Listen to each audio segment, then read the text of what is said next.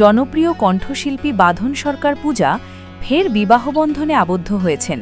সোমবার পারিবারিকভাবে তিনি মডেল ও চাকরিজীবী শুভঙ্কর সেনের সঙ্গে সাতপাকে বাধা পড়েন।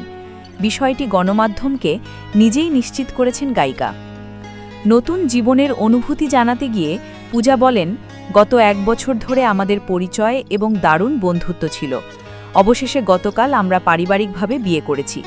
সবার কাছে আমাদের জন্য আশীর্বাদ চাই। শুভঙ্কর সেন পেশায় একজন মডেল এবং পাশাপাশি একটি বেসরকারি প্রতিষ্ঠানে চাকরি করেন। বাংলাদেশের সঙ্গীত অঙ্গনে বাঁধন সরকার পূজা বহু জনপ্রিয় গানের জন্য পরিচিত একটি নাম। তার গাওয়া 10টিরও বেশি গান ইউটিউবে কোটি ভিউয়ের মাইলফলক অতিক্রম করেছে। তুমি দূরে দূরে আর থেকো না, 7 জনম, এত কাছে, চুপি চুপি, একটাই তুমি, তোমার আমার ভালোবাসা, তুমি ছাড়া, কেন বারে বারে, মানে না মন এবং মিউজিক তোমায় ছেড়ে এসব গানের মাধ্যমে তিনি ব্যাপক জনপ্রিয়তা পেয়েছেন। উল্লেখ্য, পূজা 2017 সালের 1 ফেব্রুয়ারি মডেল অর্ণব দাশন্তুকে বিয়ে করেছিলেন।